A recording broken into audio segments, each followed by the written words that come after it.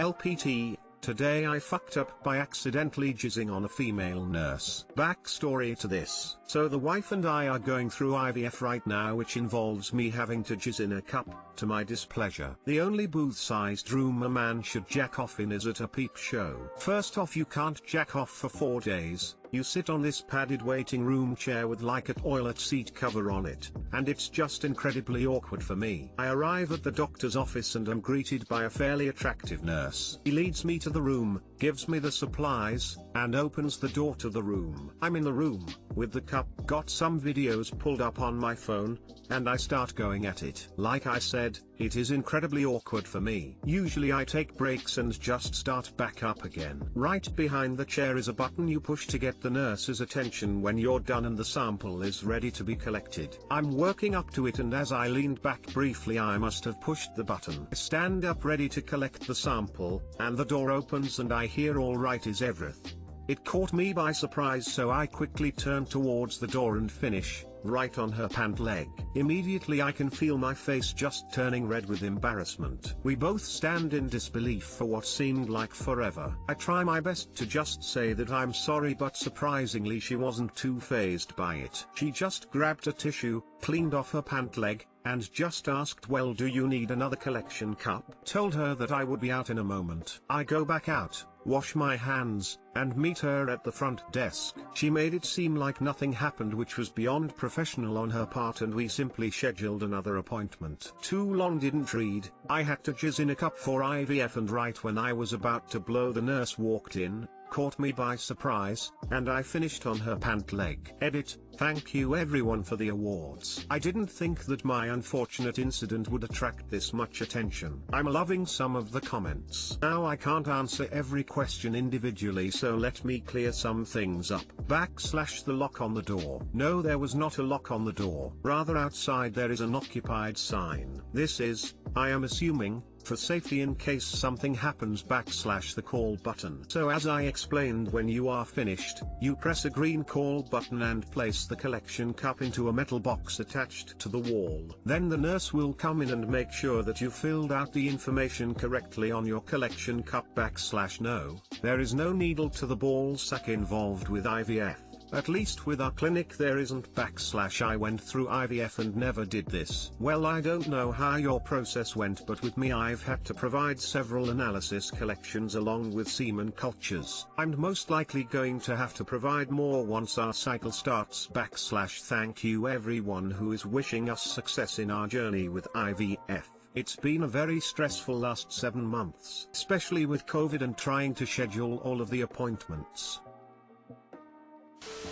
Each cycle that my wife and I have been through, I've always produced the sample at home and brought it with me. I had to go in a hospital bathroom one time. It fucking sucked. I went in a couple days prior to meet with a radiation oncologist to talk about getting radiation treatments for blood cancer. But I was in such bad shape that they had me admitted to the cancer unit to get chemo. So a few hours before they started chemo, a nurse with the fertility clinic came to my room to have me give them a sample to freeze in case the chemo made me infertile. So I had to jerk off while my skin was all hot and super itchy, from cutaneous lymphoma, my lymph nodes were super swollen, and I had a fever. I was basically in the process of dying. Anyway, I only got like 4 drops out, which was really weird, but I had bigger things to worry about at the time. Then I put it in a paper bag and my mom had to carry it across the hospital complex to get it to the fertility clinic. That was a pretty fucking bad experience, TBH. Today I fucked up by accidentally revealing my sexual fantasy to Reddit users under the guise of a poorly bent fictitious story. Why wouldn't they knock and ask if they can walk in? Also, why wouldn't Top use the lock on the door? I've never experienced IVF, but why would there be a button to summon her into the room? Shouldn't you just collect your sample and walk it up to the collection desk? Or, I don't know, a lock on the door? LPT don't go for a 20-mile walk without prior experience. So here it goes. Me, F19 UK. Started growing wisdom teeth, and since I couldn't handle the pain anymore, I asked the NHS to give me an appointment with a dentist since all in my area are booked. arrived. And the appointment I got was 20 miles away from where I lived, in a different town. So, genius me comes up with the idea to walk the 20 miles since Google said it's only 6 hours and 20 minutes. First bad idea. Should have just taken the train. So the day of the appointment, a couple of weeks ago, I wake up at 1 AM and prepare some food and drink for the walk. I head out at 2 AM and my appointment is at 10:10. I told myself that 8 hours is more than enough, since I'm relatively fit. So it's pitch black and I head outside without my glasses. Second bad idea since I can't see anything without them, but I'm too lazy to go up and get them. As I start it's relatively okay, I'm walking through my town. It's quiet and dark. As I head outside the city area, it's just fields upon fields of crops. But today I fucked up all night lights of the city and I took some pictures. Now as I walk further out, on the third mistake, Google in all its wisdom, tells me to walk alongside the highway. So I'm walking 5/6 miles in 4/5 am and the road is empty and I'm listening to ContraPoint's videos that I downloaded earlier. Good times. And as I approach my 10th mile 6 AM, I can feel the pain in my foot getting worse and walking on the grass on the side of the road is very much harder than walking on the road. And since cars started using the road I had to move to the grass. Oof. So now I have a very sore foot and all the water I drank earlier is starting to signal its release. Try and hold it in, but I fixed the problem later in my own way that I'm not gonna say on Reddit. Now in the 13th mile around 7 AM-ish. Pain is spreading to the hips and I need some more snacks. And thankfully there's a boat today. I fucked up a village ahead and a corner shop/grocery shop that I spot from afar. I take some pics of the village and I go into the shop and I buy chocolates, good, and soda. Fourth mistake. So on my next break, I had been taking regular 5 minutes breaks. I decided to have some soda, on an empty stomach. Oh, the pain in my tummy. Despite that, I get up and walk since in this remote part of the country, I can't just call an Uber and give up. I can only do that in the final town. Around 15/16 mile and 8 AM-ish, shit gets real. My whole body is aching and I'm starting to approach the outskirts of the other town and finally there are some proper sidewalks to walk on. But guess what? Google fucks me again. Fifth fuck up.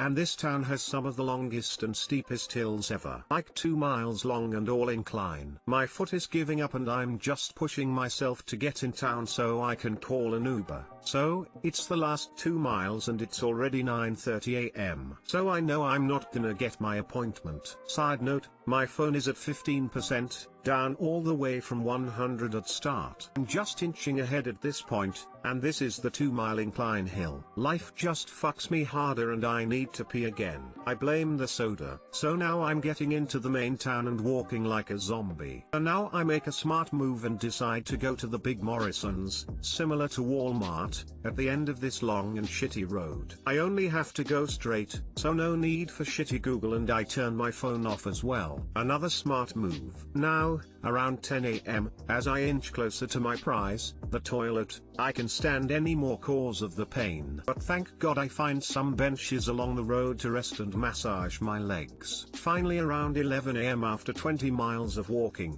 I see the Morrison's logo. Yes. The final few steps through the parking lot were the hardest. And I storm in and find the closest bathroom nearby. Sweet relief. After that, I finally noticed that I'm getting very hungry. So I buy all the cake I want. And a spoon. I start to devour the cake as I realize, 1, this cake tastes amazing. And 2, I didn't call an Uber yet. Very close major fuck up. So I open my phone and 5% left. I quickly enter my home address into the app and get confirmation that the driver arrives in 8 minutes. But phone turns off as I almost read the name of the car and driver. I only managed to see the grey color of the car. And now begins the most stressful 8 minutes of my life as I wait in front of Morrison's for a grey car with an Uber logo. My phone is dead and if I miss this Uber I'm very fucked. In a new town, can't walk at all and with no access to my phone for help, I'm done for. Finally the car arrives. It stopped in front of me, and I get in and relax. And on the way back,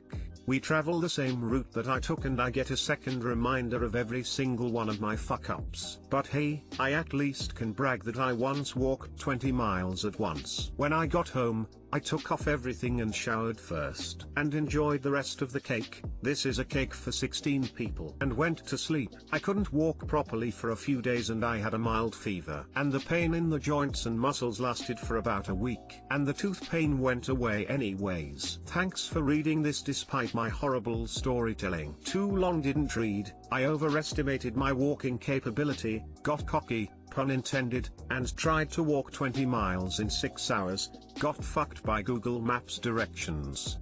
Ended up spending 9 hours and almost got stuck in a different town with no phone and no ability to move. Walking 20 miles at once is a 0-10, wouldn't recommend. Edit, this is what Ripinbox feels like. I'm sorry but I don't think I can answer everyone's comments. Edit 2, for the people asking why I didn't take my glasses, I should have clarified that I can still function fine without them. But it's just nice to have them. And also I didn't want to wake up my roommate by constantly going in and out. Edit 3, American English helps everyone understand what I'm talking about. And also I lived in America for a while so some of the words are still stuck in my head. And for anyone with doubt of my Britishness you can go sod off. Decides to walk 20 miles. But too lazy to walk upstairs and get your glasses? Second bad idea since I can't see anything without them, but I'm too lazy to go up and get them. Something no one who actually needs glasses has ever done, nevertheless on their way out for the entire day's worth of walking. Edit, a word.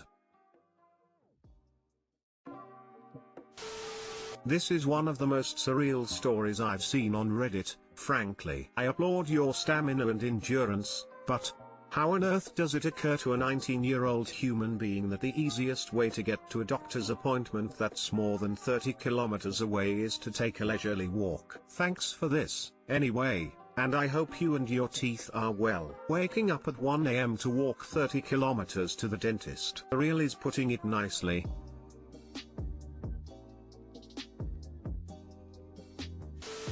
Six more miles, and that's a marathon. Assuming you want to keep score, in your mind. Your challenge if you choose to accept it. Run 26 miles. Get your wisdom teeth extracted. Run the 26 miles home. Then you can have cake. It's very nice of you to try to help others learn from your failings. That being said, I can confidently say no one ever in the history of humanity will ever think it's a good idea to walk 20 miles to a dentist appointment, outside of necessity. Especially when that appointment starts at 10:10 AM. Did you plan on walking the 20 miles home too? Presumably they would give you drugs to remove the wisdom teeth, which would make that walk far more interesting. Today I fucked up by creating my own security question. A few years ago, I set up a new account with a credit union. Sites usually give you generic boring security questions to pick from, like what is your mother's maiden name? It was the first time that any site allowed me to type my own security question and answer. I excitedly jumped at this anomaly. In retrospect, I don't know why I did this, but thought it would be funny to make my security question a joke instead of a serious question. I don't write it down. This was before password managers, and promptly forgot about it. Fast forward to today, when I had a banking issue and had to call my credit union for assistance. Male customer service representative gets on the line and says, "Okay, I just need to verify your identity. What is the last 4 digits of your social security number?" Me. Him. "Okay." He pauses. A long pause and then asks if I know my security question. Me.